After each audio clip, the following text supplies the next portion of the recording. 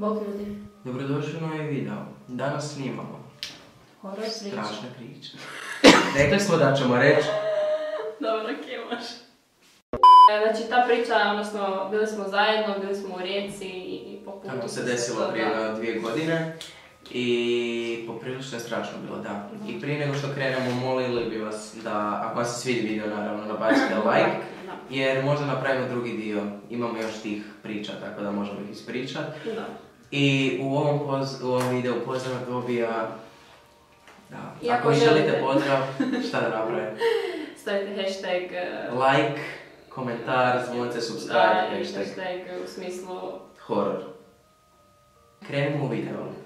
Znači, to se desilo prije 2 godine, kad smo mi krenuli u Rijeku na feštu, koja se već održava svake godine. Ta fešta se sve održavala, sve je normalno bilo. Došlo je vrijeme da idemo kući. Da, ali sad se krenulo za kuhavat. Znači, mi smo bili odvojeni od naših roditelja, bili smo negdje na jednom kraju, oni su bili na drugom i trebali smo doći do njih, do auta. Mi smo krenuli jednim ulicama do tog auta. Zapravo smo se izgubili. Da, izgubili smo se. I još od tog centra nas je pratio jedan čovjek. Bio u crnom sad. Ali skužili smo da nije bio na fešti, nego je tek došao, znači kasnije. Zapravo se meni iskreno činilo kada je onako imao oko više od 20 godina, a ima je kapuljača, ali onako. I znači nismo znali zašto nas prati, zašto, šta hoće od nas, zašto. Mi smo krenuli kroz te ulice i on je nas i dalje pratio i mi smo skretali jedno 10 puta, onako desno, lijevo, desno. Samo bez veze da se maknemo. I on je nas nastavio pratiti. I to nije bilo onako da baš hoda za nama, nego recimo za minutu kad mi onako gledamo da nas prati, onda on skrene. Znači da ne bi bilo toliko očito. I počeo je trčati za nama, dok smo mi već bili dosta dalje. I znači mi smo, kad nismo više imali gdje skrenuti, došli smo u slijepu ulicu, gdje nismo više nigdje mogli skrenuti. Znači, oko nas su bile samo zgrade i zidova isto. Da, i nije se ništa, znači, ni vidjelo, mislim vidjelo se, ali nije se više ni muzika čula od fešte, niti je ikog bilo. Znači, bio je mrtav mrak i mi nismo znali šta da radimo. I mobiteli su nam crknuli, oba dvoje, znači... Koja sudbina? Sudbina. Mi smo čekali nekih 3 minute, jer nismo mogli krenuti nazad jer nas je moglo zateći. I znači mi smo čekali i nakon 3 minute smo čuli šuškanje kako nešto dolazi prema nama. I znači on je ušao u tu ulicu kod nas i bili su ko neki kontejneri i mi smo se sakrili iza njih. Onako mi smo se ustrali. I nismo znali šta da radimo jer nemamo mobitela, ne možemo zvati, ne možemo se derat jer će biti retard. Mi smo se sakrili iza tog kontejnera i znači počeo nas je tražiti taj čovjek. Znači išao je po toj slijepoj ulici i gledao je di smo mi. Onako doslovno sve je pregledavao dok nije došao do smeća. Otvorio je smeće i nije ništa vidio unutra. Jer smo mi bili iza. Da, mi smo iza smeća bili. I bili u filmovima. I znači on je zatvorio smeće i čuli smo kako on odlazi.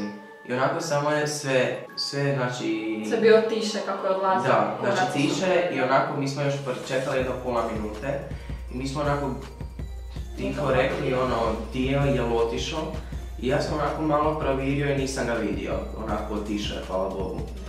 I znači mi smo onda maknuli se, dignuli smo se. I krenuli smo prema... to je zapravo jedan parkić tamo i tamo okolo drveće, vamo tamo i mi smo tamo prolazili pošto je to blizu parkinga tog. Ok, mi smo sad hodali tim parkićem i najedanput se počeo onako baš čut koraci onako, a bili smo sami. I pogledali smo iza i opet isti čovjek. What the fuck, i mi trčimo ko debili. I onda znači mi smo full trčali, doslovno najbrže što smo mogli i opet smo skretali negdje i nismo više znali di smo. Znači totalno smo se izgubili. Da. I najedanput je znao naša imena, what the fuck, ja krenuo se derat naša imena. Da. I znači mi smo došli opet u slijepu ulicu i nismo više imali di. Jer jednostavno gotovo je bilo i došao je taj čovjek pred nas. I on skinuo je kapuljaču i to je bio naš tata. Prenkali smo, odnosno njegov tata, naš tata. Naš tata.